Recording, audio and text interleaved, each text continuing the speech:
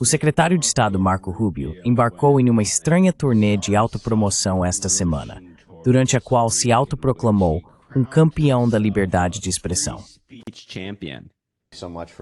Muito obrigado por estar aqui e compartilhar com o povo americano um dia muito importante na história do Departamento de Estado e do governo dos Estados Unidos, na restauração da liberdade de expressão e do papel dos Estados Unidos como farol da liberdade de expressão. Algo muito histórico aconteceu hoje. Você poderia contar ao povo americano o que foi? Esta cabastra torçou uma propriedade pelo bem dos Estados Unidos a direitamente de Estado. É incrível dizer, já que a administração Trump lançou o maior ataque à liberdade de expressão na história recente. Você sabe, vamos nos livrar dessas pessoas e vamos continuar a fazer isso. Então, quando identificamos lunáticos como esses, retiramos seus vistos de estudante. Ninguém tem direito a um visto de estudante. A imprensa cobre os vistos de estudante como se fossem algum tipo de direito de nascimento. Não. Um visto de estudante é como se eu estivesse te convidando para minha casa. Se você entrar na minha casa e colocar todo tipo de porcaria no meu sofá, vou te expulsar da minha casa. E então você sabe, é isso que estamos fazendo com o nosso país, graças ao presidente.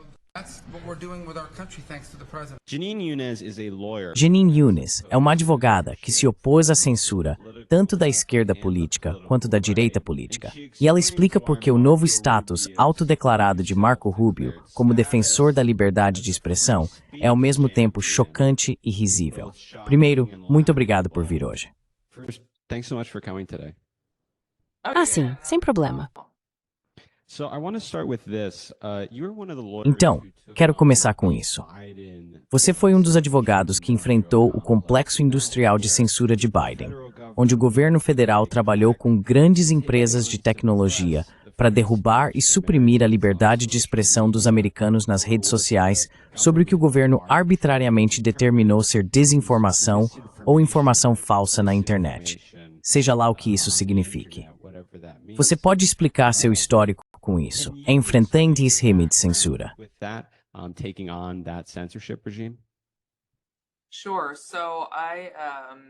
Claro, então eu tinha sido contra as restrições da Covid, que foi meio que como me envolvi nessa área. E então percebi que muitas pessoas como eu, e até, você sabe, muito mais qualificadas do que eu para falar sobre esses assuntos, como os epidemiologistas Jay Bhattacharya e Martin Kulldorff, o primeiro dos quais é atualmente o diretor do NIAID, tinham sido censurados nas redes sociais quando se afastaram das opiniões do governo, especialmente sobre as vacinas da Covid, mas também sobre outras coisas, incluindo mandatos de máscara e lockdowns. Então, ficou óbvio para mim e para algumas outras pessoas que o governo estava envolvido nessa censura.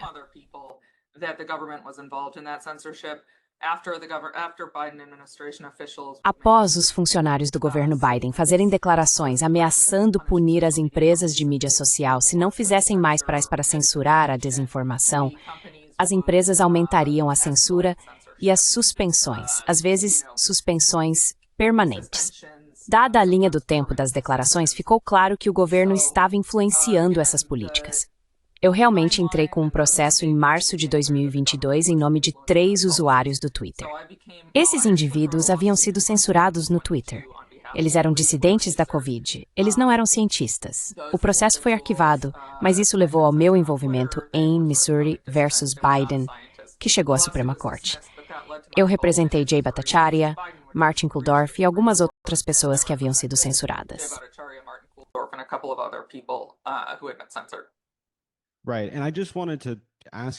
Certo.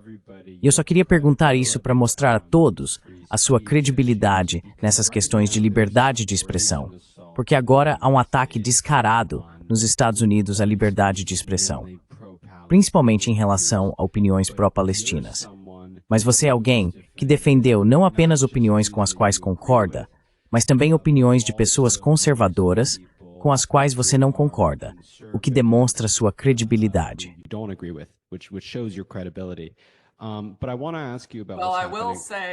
Mas eu quero te perguntar sobre... Desculpe, posso só intervir nisso porque, na verdade, eu concordei com as pessoas que estava representando, principalmente nas questões da Covid. Embora eu não diria que concordei com todas as declarações, mas eu concordei de forma geral.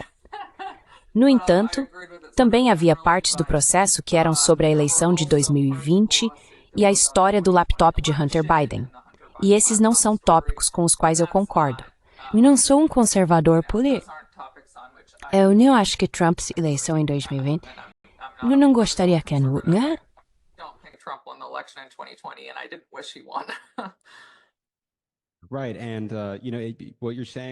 Certo. E você sabe o que você está dizendo, eu acho é muito verdadeiro, porque foram os conservadores da direita que mais se opuseram à censura sob o regime de Biden ou sob a administração Biden. Mas hoje, esse mesmo grupo, que foi vítima de censura há 4 anos, está exigindo ainda mais censura sobre Trump, nesse caso contra seus inimigos políticos, que na verdade são apenas inimigos políticos de Israel. Então, o que você acha dessa dinâmica tribal, onde as pessoas parecem aplaudir a censura a cada 4 anos, dependendo de qual facção política está no comando? Isso te surpreendeu de alguma forma?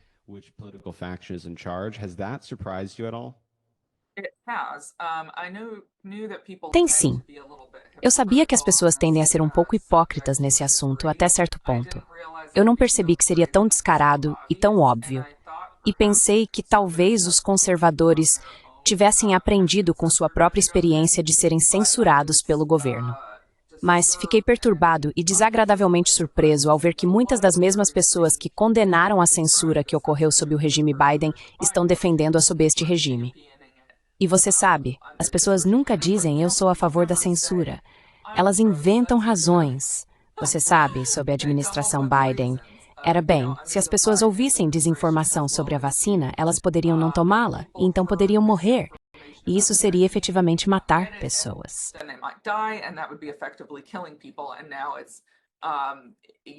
E agora você sabe, bem, você é um apoiador de terroristas, então é aceitável censurá-lo. Ou você é um convidado em nosso país. Estamos ouvindo isso muito, porque agora, pelo menos, a maior parte da censura, ou a maioria das punições, está sendo aplicada a não-cidadãos na forma de detenção pelo ICE e possível deportação.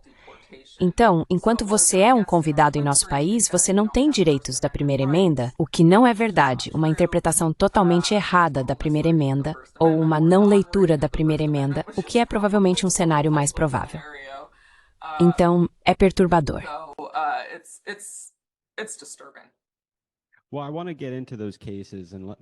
Bem, quero entrar nesses casos e acho que devemos começar com as deportações. Você sabe, centenas de estudantes neste momento tiveram seus vistos revogados, como você diz, não por crimes que cometeram, mas apenas por expressarem opiniões que o governo não gosta, ou seja, apoio e simpatia pelos palestinos e críticas a Israel. E um caso é o da estudante de Tufts, estudante de doutorado, Harmesia Osturk, que para justificar sua deportação, o Departamento de Estado cita a escrita de um artigo de opinião, participação em movimentos de protesto que aparentemente assediam estudantes. Não vi nada disso, mas ouvimos isso constantemente. Ocupação de prédios e apenas seu apoio geral ao Hamas, seja lá o que isso signifique.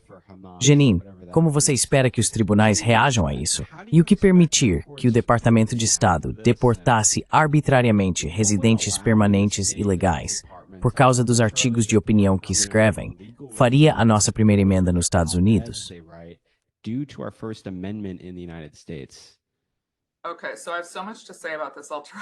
Ok, eu tenho muito a dizer sobre isso. Vou tentar ser sucinto, mas há muito a ser dito. Primeiro de tudo, é muito importante que as pessoas se lembrem do que diz o texto da primeira emenda, que é: o Congresso não fará nenhuma lei que restrinja a liberdade de expressão. Não se trata do status de imigração do orador. É uma restrição ao governo. Os redatores não reconheceram nenhum tipo de diferença, e por um bom motivo. Eles entenderam que os princípios subjacentes à primeira emenda são que o governo não está em uma posição especial para julgar o que é verdade ou falso. O governo muitas vezes é movido por motivos errados quando é permitido censurar.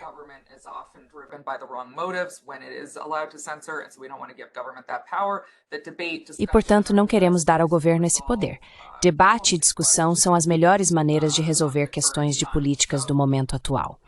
Então, Sabe, de um ponto de vista puramente legal, é óbvio para mim que se alguma lei permite que alguém seja deportado apenas por seu discurso ou suas opiniões, então é inconsistente com a primeira emenda e deve ser anulada.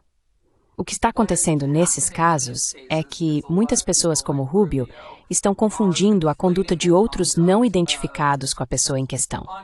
Então eles estão dizendo, bem, estudantes em Colômbia ocuparam este prédio, e bem, Öztürk não é acusado de fazer isso, nem Mahmoud Khalil.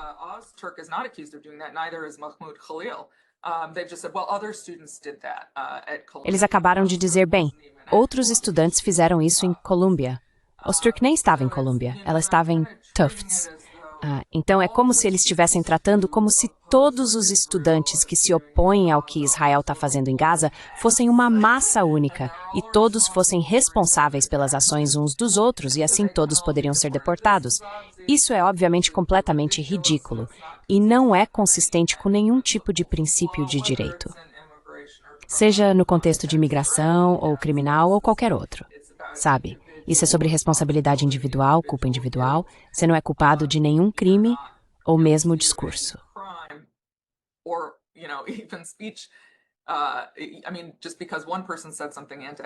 Quero dizer, só porque uma pessoa disse algo antissemita em um protesto, que ainda é um discurso protegido pela primeira emenda, mas vamos, para o bem do argumento, assumir que há algum discurso antissemita que é protegido pela primeira emenda, mas obviamente não é desejável, isso não significa que todos no protesto participaram desse discurso.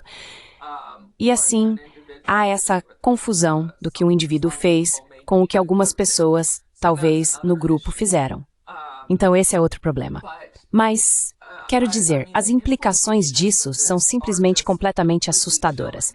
A filosofia que eles estão usando basicamente está dizendo que há essa disposição obscura da lei de imigração que permite que alguém seja deportado independentemente de ter um green card ou visto, seja um green card, visto, o que for, que permite que sejam deportados.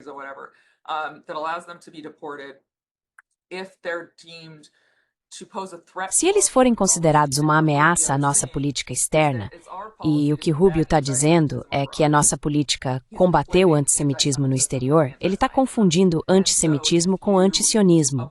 E assim, se você se opõe ao que Israel está fazendo, então está em conflito com nossos objetivos e, portanto, pode ser deportado. Essa é uma interpretação completamente ridícula do Estatuto, que pode ser inconstitucional de qualquer forma. Quanto ao que os tribunais estão fazendo, é uma questão complicada. Ainda não houve nenhuma decisão judicial federal sobre esse assunto. Estou tentando permanecer otimista de que os tribunais farão a coisa certa aqui, que eles encontrarão, ou que o estatuto é inconstitucional, ou que deve ser interpretado de forma a limitá-lo a condutas que sejam algo mais do que discurso.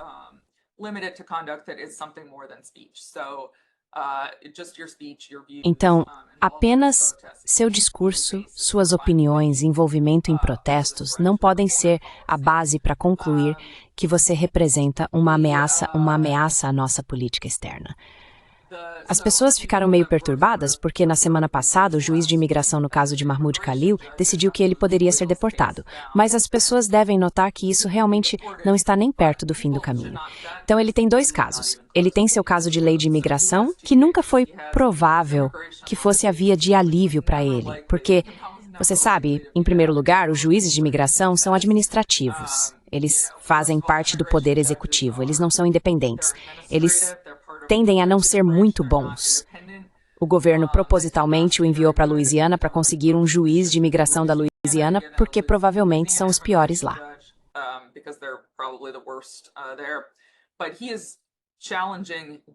Mas ele está contestando a constitucionalidade de sua detenção e deportação no Tribunal Federal, basicamente dizendo que o estatuto é inconstitucional ou é inconstitucional conforme aplicado a ele. E esse caso ainda está em andamento. Basicamente, as pessoas criticaram o juiz de imigração e eu não sou advogado de imigração, então não quero afirmar com certeza, mas o estatuto parece dar unilateralmente ao secretário de Estado a autoridade para determinar se alguém pode ser removido sob ele. Então, me pareceu que o que ela está dizendo é, veja, o estatuto não me dá autoridade para questionar a decisão do secretário de Estado aqui. Se você acha que o estatuto é inconstitucional, pode lutar contra isso no Tribunal Federal, o que ele está fazendo. Portanto, essa sempre foi a via que tinha mais probabilidade de proporcionar alívio aqui.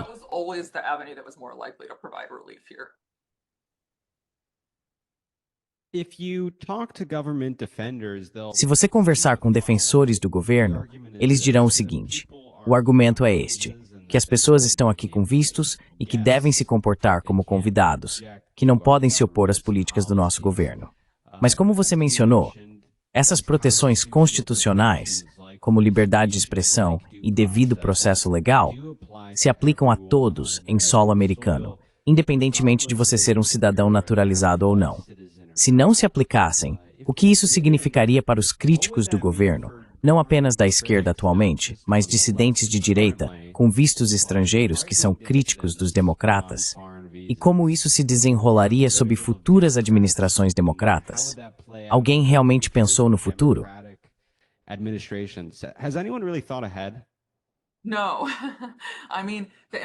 Não.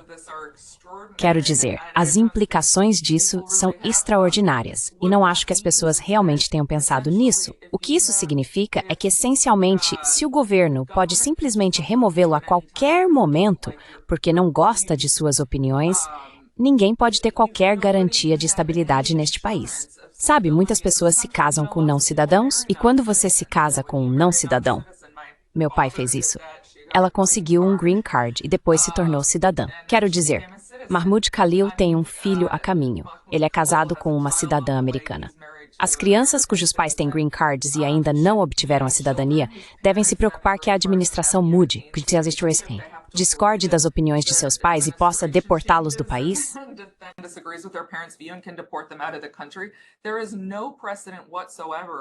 Não há precedente algum para tratar não-cidadãos dessa maneira. E quero dizer, as pessoas devem se lembrar que durante a Covid havia vários não-cidadãos. Eu realmente tinha um amigo muito bom que estava aqui com o visto da Austrália. Ele trabalhava para a mídia australiana. Ele escreveu muitos artigos contestando os lockdowns, mandatos de vacina e mandatos de máscara. Sob essa teoria, o governo poderia ter dito que é nossa política combater a Covid em todo o mundo. E ao vir aqui e escrever artigos questionando nossa estratégia, você está colocando em risco nossa política de lockdowns e mandatos de máscara e esse tipo de coisa para combater a Covid. Vamos nos livrar de você. Isso é realmente ruim para as pessoas. É ruim para a América. Queremos que as pessoas possam vir aqui e ter algum senso de estabilidade.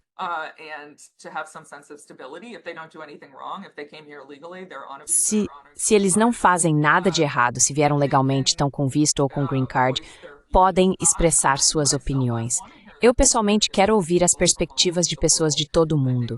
Acho que isso contribui para uma sociedade mais saudável. Quero aprender com pessoas que viveram coisas diferentes, que podem ter uma perspectiva diferente. A ideia de que você é um convidado em nosso país, então se você tem opiniões que me ofendem, saia. É completamente insana. Vai Megyn Kelly fazendo esse ponto com Glenn Greenwald. Ela diz, bem, eu não gosto das opiniões de Mahmoud Khalil, basicamente, então ele deveria ser expulso do país. Quero dizer, quem decide isso? Eu gosto das opiniões dele. É tão arrogante pensar que você pode tomar essa decisão.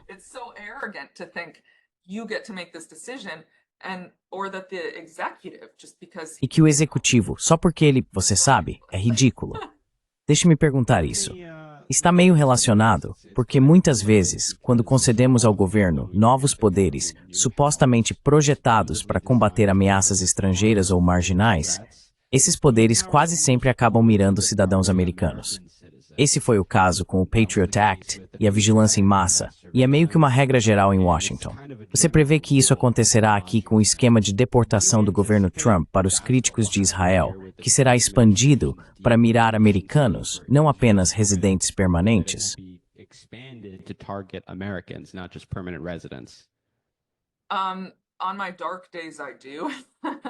Nos meus dias sombrios, eu penso assim. Acho que o mais provável é que eles vão atrás de cidadãos naturalizados e tentarão encontrar maneiras de retirar sua cidadania. Houve um caso bastante conhecido de uma mulher chamada... Esqueci o primeiro nome dela. Odeh. Hasmea Odeh, acho. Em Chicago. Ela era palestina. Basicamente queriam se livrar dela porque ela era extremamente pró-Palestina. Então encontraram algo em sua aplicação de cidadania e basicamente a despojaram de sua cidadania. Acho que é isso que eles vão fazer.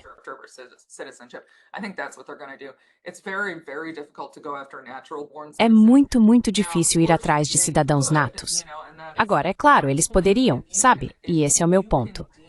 Se você pode considerar o apoio aos palestinos como uma ameaça à segurança nacional ou efetivamente terrorismo, se os tribunais aceitarem isso, então estamos em apuros, porque você pode fazer argumentos semelhantes sob as leis de apoio material ao terrorismo.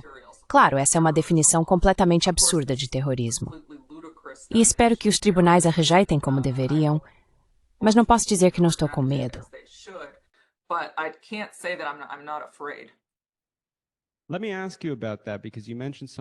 Deixe-me perguntar sobre isso, porque você mencionou algo muito interessante, que é a tendência dos tribunais de reconhecer a capacidade do governo de basicamente subverter a Constituição, se isso significar proteger a segurança nacional.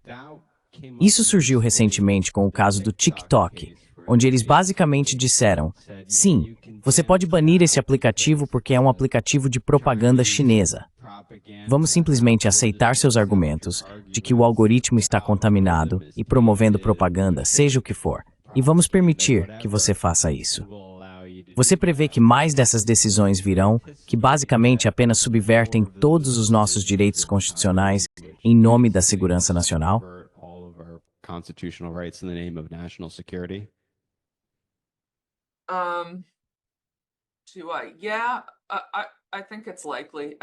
Acho que sim, acho que é provável. Eu realmente não gosto de fazer previsões.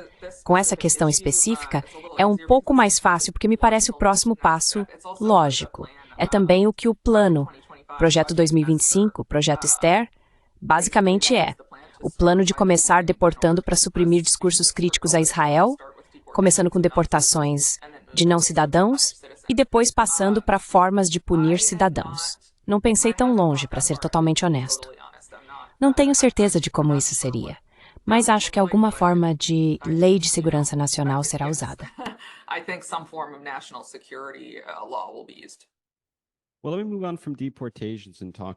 Bem, deixe-me passar das deportações e falar sobre como a administração Trump está tentando tomar o controle de nossas universidades de forma geral. A administração Trump revogou fundos federais para todas as universidades que não adotarem seus padrões de aplicação de discurso de ódio contra visões pró-palestinas. E enviou cartas a várias escolas delineando os passos que devem seguir para receber esses fundos no futuro, como adotar a definição da IARA de antissemitismo e colocar alguns departamentos sob intervenção acadêmica, controle governamental do currículo. Existe alguma base constitucional para o governo federal coagir universidades a adotarem códigos de discurso, neste caso em torno de Israel e da política externa dos Estados Unidos? Coisas que você provavelmente gostaria de debater nos campi universitários?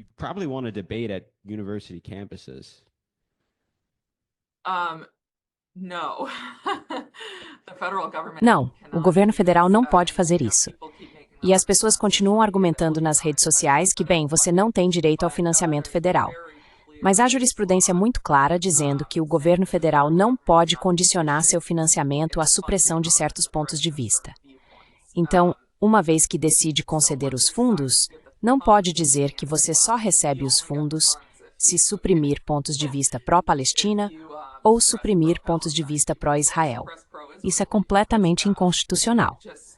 Então, espero que isso seja contestado. Eu, sou meio contra as universidades receberem financiamento federal, para ser honesto. Do ponto de vista político, não acho que seja bom para ninguém. Então, talvez isso seja um momento de reflexão, onde as universidades decidam se tornar independentes novamente, e eu realmente acho que isso provavelmente é o melhor para todos.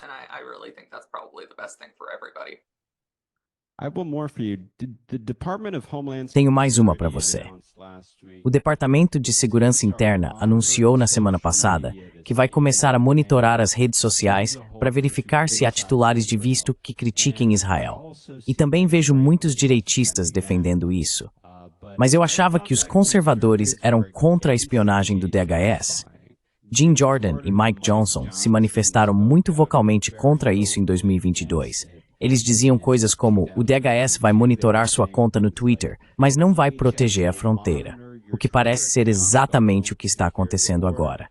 E é realmente incrível, porque a oposição à vigilância governamental era algo comum no discurso de direita nos últimos 4 anos.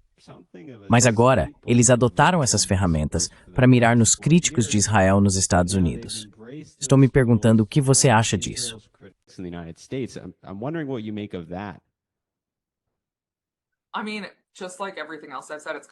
Quero dizer, assim como tudo que eu disse, é completa e total hipocrisia.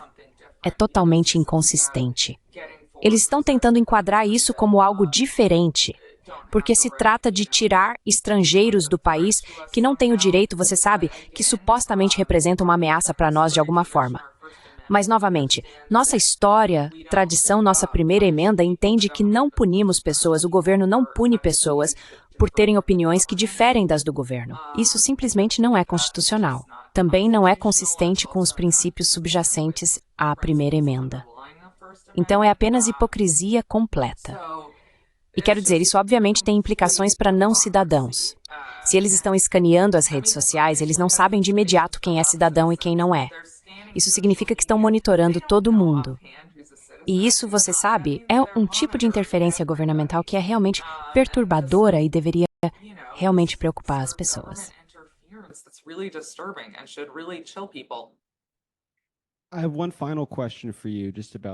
Tenho uma última pergunta para você, apenas sobre o que você antecipa que possa ser a reação à censura. Quero dizer, uma consequência de o governo federal exercer controle sobre a internet e manipular nosso sistema de informação, em questões como a Covid, a eleição de 2020, o laptop de Hunter Biden e a guerra na Ucrânia, é que cada vez menos pessoas acreditam nas narrativas oficiais para as quais estão sendo direcionadas. E cada vez mais pessoas realmente discordam e desconfiam dessas facções de poder, que a censura foi projetada para proteger em primeiro lugar e blindar de críticas.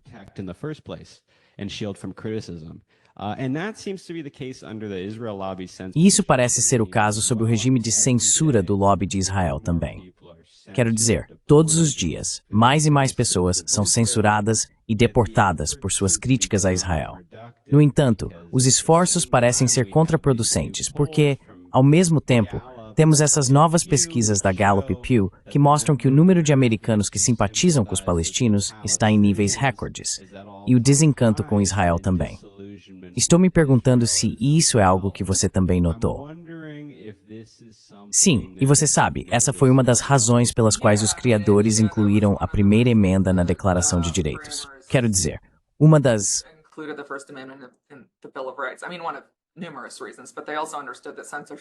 Numerosas razões, mas eles também entenderam que a censura não funciona, certo? Como quando as pessoas dizem que você não pode dizer isso, ou não pode pensar nisso, ou não pode ouvir sobre isso, a maioria das pessoas pensa, bem, espere um segundo, eu meio que quero ouvir isso. Sabe, eu não estava tão interessado antes, mas agora estou. Então eu realmente acho que isso está provavelmente aumentando o conhecimento das pessoas sobre o que está acontecendo na Palestina. Porque elas pensam, espere, por que não podemos falar sobre isso? É difícil dizer exatamente qual é a causa e efeito. Sabe, eu acho que provavelmente mudar a opinião pública sobre isso, aumentando o apoio decrescente a Israel entre os americanos, está provavelmente causando algum desespero que pode estar motivando os esforços de censura.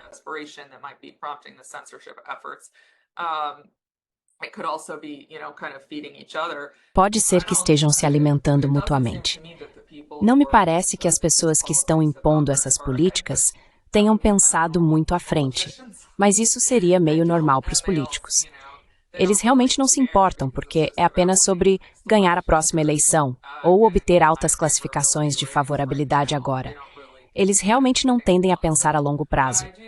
Mas eu acho que, em última análise, é claro, isso vai sair pela culatra para as pessoas que estão fazendo isso.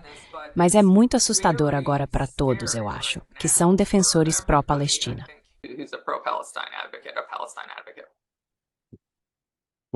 Bem, muito obrigado por vir hoje conversar comigo. Isso realmente significa muito. Onde as pessoas devem ir se quiserem apoiar seu trabalho?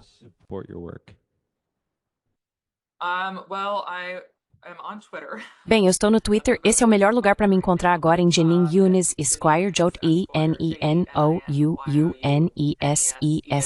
Eu também tenho um podcast chamado Previously Prohibited com minha co-apresentadora Melissa Witch. Então inscreva-se o que for, encontre-nos lá. Perfeito.